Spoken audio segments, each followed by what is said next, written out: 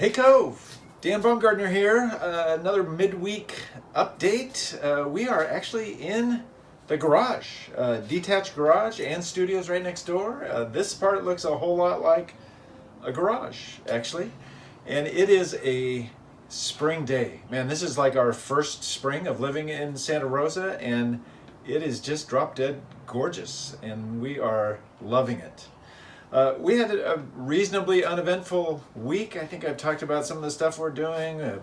Played another game of Scrabble together, watched a few episodes of The Crown. I finished a couple of books, Eugene Peterson's Traveling Light and a book called On the Road with St. Augustine. We've been running, biking, so things are good. Checking in a lot with our kids in different parts of the country.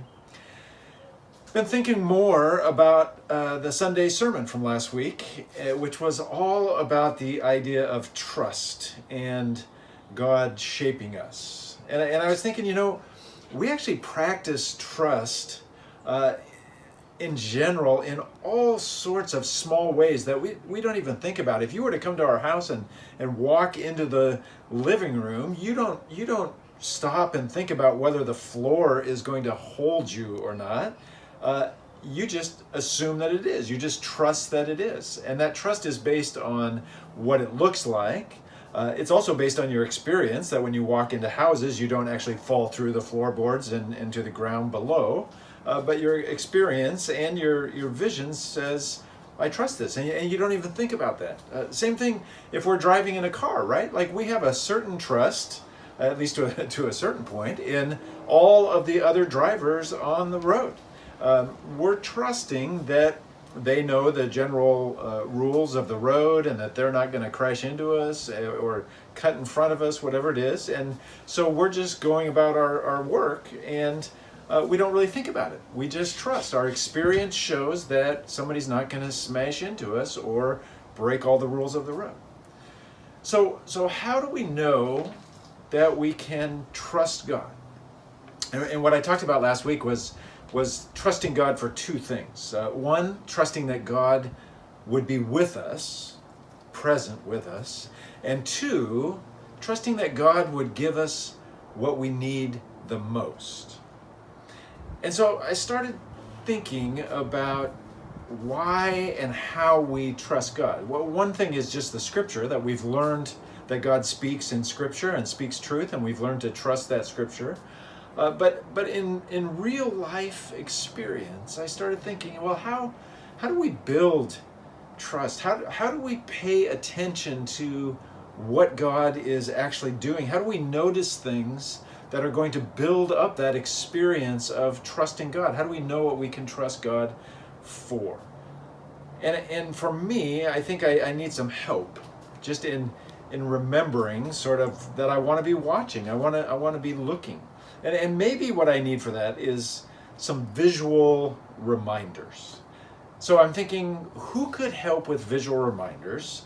And then I think, wait, I am married to a visual artist, and she just happens to be working next door. And so I thought maybe she could help us with this idea of some visual reminders about trusting God. So I'm just going to walk over here and see.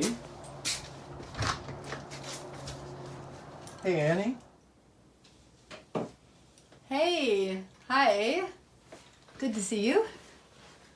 Dan and I have been talking a lot about the word trust, like he was just mentioning, and something I do when I'm really thinking about a scripture or a concept or I'm praying through something is, first of all, I do a lot of journaling in various journals, and I like to write out verses, like physically write it out, maybe different translations. And here I've written a couple about trust out of Jeremiah and Proverbs and Psalm. And then I sometimes like to rewrite them. And so I will maybe take a smaller piece of paper and write them by hand, stacking the letters or respacing them, kind of like you do with poetry, and you can change and add meaning by the way that the words are arranged. So just in handwriting, a lot of times people do this on the computer. That's a really cool way to do it too. Kind of working with fonts and spacing and just stretching out or stacking up words. if I really want to think about a certain word like the word trust, I might take that word and pop it out. One way to pop it out is to use words like letters that come out of magazines and newspapers. I happen to keep a whole big bin in a drawer full of letters that I keep and have cut out over the years from ads and things that come in the mail, junk mail, magazines, just anywhere big, fat, and bold type comes. And so then whenever I want it, I can go right there and clip it out. So I just found a few here and just put the word trust. Let's see that. That goes right with that Psalm 56 verse. When I am afraid, I put my trust in you. Now I might just decide to just make a little cart. I like to put things around, or it might be on the bathroom mirror, could be in the kitchen, might be here on my studio wall. Just take the word, and again, I pick some nice big, fat, colorful letters and just put it on a colored thing, just glued. Just a word that I'm really wrestling with or thinking about or want to be reminded of, bring my attention back to. So I could tuck this around and it usually ends up moving around. I also, like we did on the Easter celebration decoration things we did, you can hand cut letters. So I've just hand cut these letters, same thing. Imagine it's just a block, all the blocks are the same height, and then I just cut the letter out of that block and glue it on. So that's a hand cut font, and that might be a bigger thing I could put somewhere. So depending on what I want to do, what kind of sign, how I want to get my attention about the word.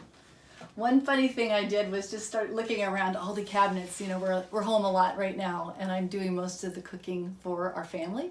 So I just took a can of pineapple and just made a fat label that just says "Trust God," and I'm going to stick it up in the cupboard. That might kind of surprise me when I see it go to like other things. Here's another one. I love labels, actually, just the whole design of them and the graphics. So this one I made into a little trust label for this mustard. It says, "I can put my trust in the Lord." And you can see I'm using little shapes and banners and diagonals, just like the front of the actual label. So I hope this inspires you just to handle and make with what you're actually praying through and thinking. It's just another level of kind of integrating the scripture and our prayer into daily life, is to actually handle things. And so us as artists, that's what we do. And I just thought I'd share a few things like that. Thanks, Annie. Hey. So we're going to keep wrestling with this word trust and leaning in. Hey, a lot of people are asking me about the Cove reopening and doing more meetings and those kinds of things. I've been on the phone and Zoom calls again this week. In fact, I just got off one with the county supervisor and lots of pastors. Right now, the word is we are being cleared as a county to move into the second part of phase 2. You probably have been hearing about that. So a little bit more retail, more people who can work in offices as need be with the space restrictions and everything else. So things are slowly moving and opening. Small group gatherings like we would love to be doing at church are not going to happen until phase 3. Though if there's no big spikes, they're thinking that might just be a couple of weeks off. So we'll wait and see on that. I do have to say though, even when the restrictions are lifted some, they're going to be very slow.